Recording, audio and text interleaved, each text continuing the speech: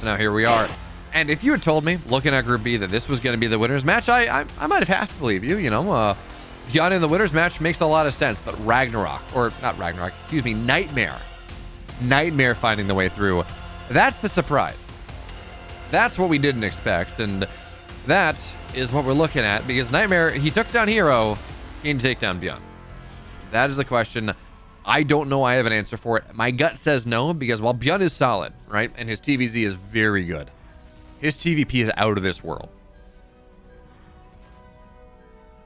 And I don't know that NightMare specifically, I don't know that NightMare can stand up to the pressure that ByuN can leverage. Yeah, you know, other things, sure, fine. This 6-minute to 10-minute window where Protoss players are already pretty, pretty weak between the shield battery overcharge change and the Raven change and the Ghost change and everything else. And this is already where ByuN was the strongest, and this is already where ByuN continues to be the strongest. And that, you know, this, I don't know, NightMare he's been on a run-up, but we're going to have to see. So for now, though, seems like it's going to be a Marine opener coming out of ByuN early on. And unlike the TY series that we saw against Classic in Group A, I don't think this is a Marine opener into mech. I'm sorry to disappoint. This is ByuN we're talking about. I really, I don't think it's going to be mech. I think more often than not, or more likely than not here, we're going to have, it's a Marine opener. It's going to be something like a Hellion drop, a Widowmine drop, something that takes advantage of getting that factory, getting that starport just a little bit faster. Maybe cloaked Widowmines. That's a fairly common response out of this Marine drop. And then from there, ByuN is going to go into a quick stem, probably. And he's going to run across the map and try to continue that pressure moving forward. But we're just going to have to see exactly what variant, what version of this aggression, of this, I just really attacker-focused ByuN that we're going to find. And, of course, by opening Marines and by building this barracks not in the wall and everything like that, he does have to build his command center on the high ground. Just got to be careful. And part of that is... I mean, by way of example, by way of explaining my point, Aligulak gives ByuN an 83% chance to win this series. He's 35-4 all time. He knows that he is the favorite player, so he is worried, and I think that's why he opened as he did in part, command center on the high ground. He's worried that he was going to get max packs builded, although that's not nearly in the meta as much as it used to be. He's worried that he's going to get hit by a classic. You know, you get first gateway at home, second gateway on the map, and tons of stalkers rallying or something like that. Just early pressure that has the entire goal of canceling your natural. So if you just don't have to worry about it, just build your command center on the high ground. That's a pretty solid solution. But this is interesting. So I was saying Widowmine drop or Hellion drop or something like that. ByuN is he's actually going one step further, and this is kitchen sink drop. This is a Hellion. This is Marines. This is a Cyclone. This is kind of whatever he can pull together. Although in this case, I really did think he was going to add the Hellion into that, but no, it's just going to be 7 Marines onto the other side of the map. No stem, no combat shields, nothing. Just 7 Marines. But if NightMare is not paying attention, if NightMare is not ready, these 7 Marines can be worth oh so much here. And Blink is not done. So ByuN unloads them into the main base. Couple workers are going to go down very quickly here. It's going to be 2 for now. And the probe's actually going to have to get pulled. 3 workers die. Not a single Marine dies. And is this the end of the world for NightMare? No. But he's only up 2 workers on the TerraN. On a TerraN that has mules. On a TerraN that, you know, we can assume, or we would assume, he's going to go for that early pressure. But actually, we have no tech labs on a barracks yet. We don't have that. So this is not going to be a 6-minute stim. Stim needs to have started by now. So instead, ByuN, this is the early aggression he's kind of leaning into. These 7 Marines in a medevac, and behind that, we're going to see the extra barracks complete, the tech labs go down, and everything else. And by the way, you know what I want to point out? And this actually, I think this is super cool. ByuN built his medevac, and then built a tech lab on the starport, and then got a Raven. And that tech lab now, of course, is allowing him to get stim at 519, 520. So But the fact that he got a medevac and then went back for the tech lab and then went back for the Raven is actually super cool. Because normally it's the tech lab on the starport is a shoe that you grow out of. You put it on for a little bit, you wear it, it looks nice, you wear the hell out of it, and then you never put it on again. You throw it in the trash or donate it somewhere, and then you never see it again. But ByuN put that shoe back on. He managed to make it so his foot would actually fit, and oh yeah, this is just the extra vision there from the Raven is so nice. It means the Cyclone falls. Or it means the Cyclone gets the Stalker, excuse me. But look at this, okay. So we're talking about what's happening.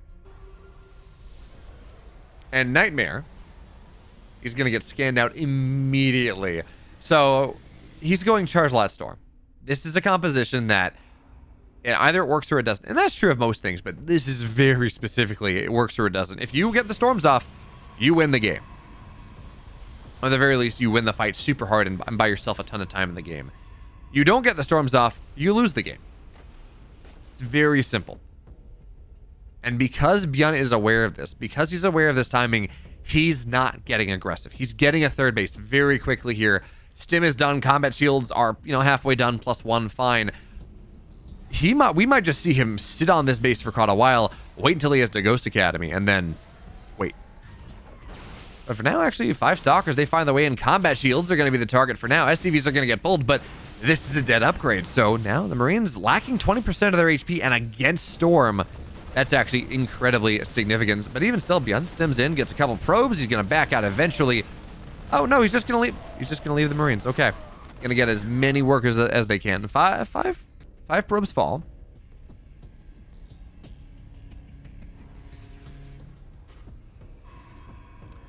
I do feel like this third base. Okay, ByuN restarted production on the third base. That's going to be fine. And Raven in the main. I really like it, actually, when we see TerraNs go and they kind of preemptively close out retreat paths with auto turrets, but even still, 2 more workers fall. So, is this game-ending damage? No, absolutely not. But it's just one more thing.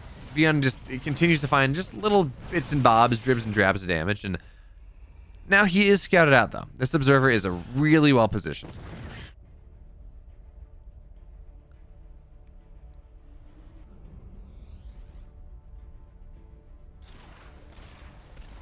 And that does mean that NightMare will be able to deal with this. In fact, ByuN is just kind of sitting here. It's funny. He knows that he's revealed, but he knows he's revealed because of the pylon.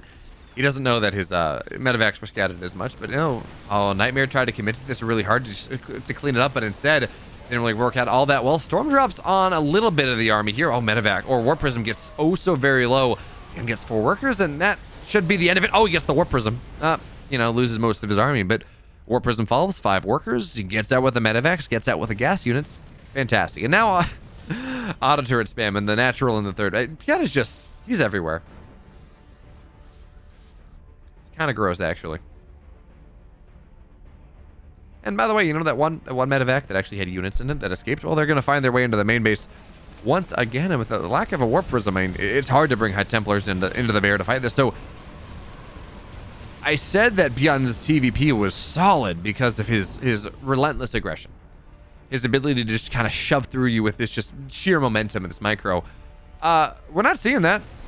ByuN didn't feel the need to do that. He just did drops. And NightMare is... he's not dead yet, but he is dying. He is rapidly bleeding out. He needs a significant transfusion to make something happen here. 23 workers go down. ByuN, he's going to get a High Templar as well. And yeah, the medevac has died, but okay, random Cyclone. Sure, fine. It's gonna get what was that? Five kills total. And ByuN stims forward just a little bit. He's searching for the EMPs, but he's not gonna find him yet. But what he has done, he did drag the Zealots out a little bit, get some significant damage there. What we really want to see here is really just EMP. It's 1 EMP.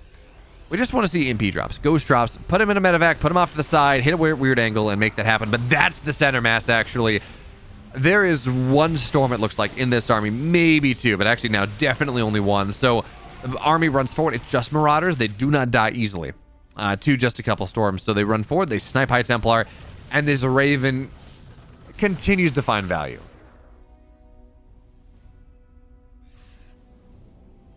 NightMare's dead, folks. This is not close here. Biostims forward. EMP goes down, actually center mass once again. And there's a one potential storm. You know, that is the thing that there's that one High Templar that has about, what is it, fit now? Yeah, just about 50 energy. So 20 odd seconds from being able to cast a storm. That's an eternity here. So NightMare, he's going to attempt to do the one thing you can do in situations like this, looking for the counterattack, but ByuN is just in on top of things. Zealot's looking for the connection, and that's nice. Feedback's actually on one of the ghosts, but I mean, it just doesn't matter.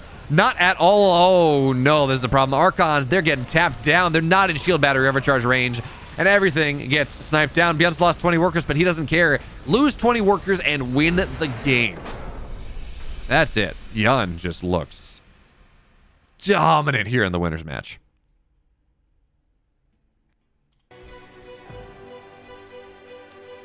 And here we are. It's altitude. It's a big map.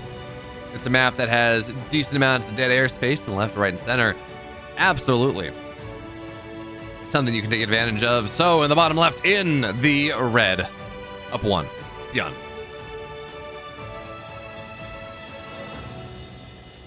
And for the sake of completeness, in the upper right, in the blue, he's down here, but see what he can do. It's NightMare.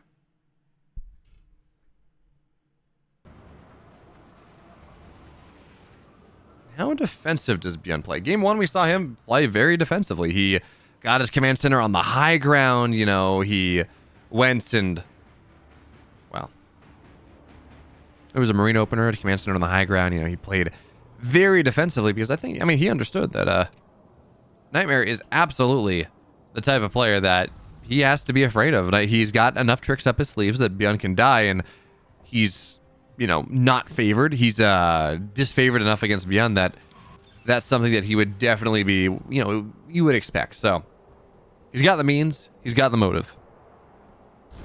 Unfortunately, he is not going to be he's not our suspect after the first game. The murder was not NightMare.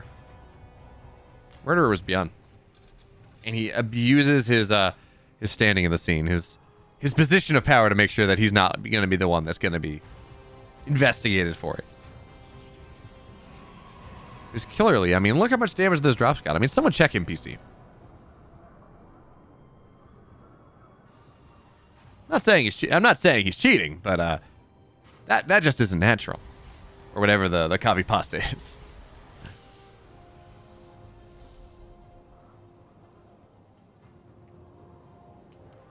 So this time, I guess because the map is bigger, ByuN is going to build his command center on the low ground. Not quite as worried about NightMare's pressure after how game number 1 went, I guess. And certainly with a game to give, you can get away with that one. But look at this. Okay, this is fun. So this is a build ByuN does, albeit rarely, where it's a very quick 3cc build. But this is not going to be a 1-1-1 type of idea. A quick factory, quick starport, or a factory and starport out of this. He's going to add 2 more barracks.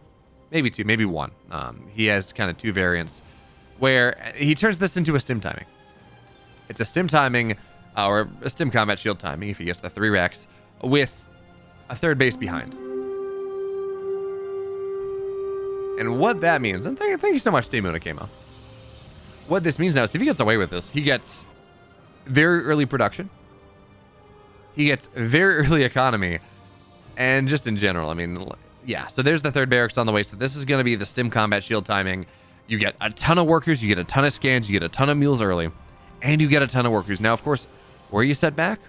It's simple. Your tech is delayed. Your factory is going to be slower. Your starport is going to be slower. Your upgrades, well, maybe you're not your upgrades as such, but now NightMare gets the full scout. Benefits of getting sentries early. He knows what ByuN's up to.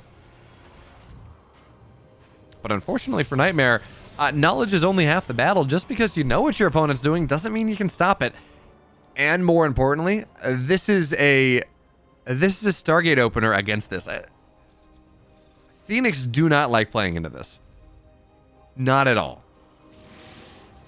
But the addition of the Robo afterwards is a really nice thing, because what that means is he's gonna NightMare's gonna be able to get a couple of mortals out, and add that the addition of that bulk with a shield battery overcharge behind is a really powerful thing. So I think what we're gonna see from ByuN here Is he just going to wait? You know, stim combat shield's on the way. That's fine. Get +1. Get a factory. Get a starport. And hit just a little later. ByuN, as ByuN has taught us on these kind of 3 racks type of openings, and of course this is the greedy version, the absolutely greediest version. It's 3cc. What he's taught us is, you know what? If you just don't want to go for the pressure, you don't have to. You know, you can hold on a little bit. You can make that army bigger, and you can delay a little bit. The Protoss has to play safe because of the potential for your pressure, and that doesn't quite equalize. But it does allow you to go and buy just enough time. But as I say that, ByuN is moving on the map, and it's only a single immortal. It's only 2 Phoenix here. There is not a lot on the map for... Oh, ByuN's going to get a Phoenix too. There is not a lot on the map for NightMare to use to defend this. He's got 2 gateways. He's got 3 sentries. He's got an adept. He's got immortals. If ByuN stims into the natural, I think this is just a dead mineral line. This is... I worry that NightMare has kind of underestimated this a little bit, but okay, the hallucination on the Colossus is interesting. I don't know that ByuN's going to fall for it. It's just too early for to have a Colossus out right now, and yeah, ByuN just it's out of force field. That's number 1. Now he knows this is fake. He sees it doesn't take any damage, so he's got the concave here. It's ready. Shield battery overcharge is popped. It's buying time for the first Colossus to pop out here, but ByuN just gets on top. Shield battery overcharge. Dead in an instant. The Immortal falls here as well, and the probes are getting pulled. They're just not doing anything. 2 workers will fall. ByuN is shredding as much as he can here. 7 workers dead. Stalker's starting to fall here. And there's a Colossus. Eventually, it's going to pop up. It's going to be ready. There it is. Walks down from the main, but that Warwalker is just not in time. 10 dead workers, a dead Immortal. Phoenix. Actually, Phoenix stays alive, but everything else dies. And now ByuN is everything he possibly could have wanted. He killed 3 sentries, 2 adepts, an immortal, 10 workers, 4 stalkers, and he got the Phoenix in the middle of the map. I mean, yeah, could he kill the 3rd? No, maybe not. Not quite, not yet. But he got everything else. He got everything else. And now he's the one up workers. He's up 7 workers against a Protoss player. His combat shield or concussive shells are 10 seconds from completion. He's got +1 right around that same timing. And I guess the one thing he's lacking is, you know, you're when you committed this army like this, you don't quite have as much for the next time. So he's only up 20 army supply. And that is into a bunch of Colossus with a shield battery and an overcharge. So it's going to be a bit of a struggle for ByuN to go and find his way into that 3rd base maybe, but he's just closing out the map at this point, knocking down observers, and NightMare.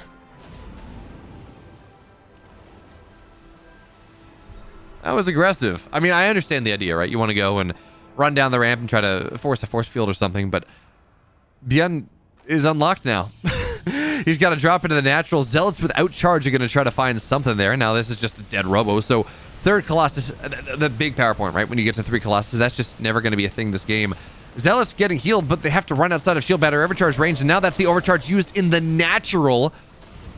So the 3rd base, there's nothing there. The Colossus, nothing really defends them. ByuN doesn't even really bother with it. Into the main he goes.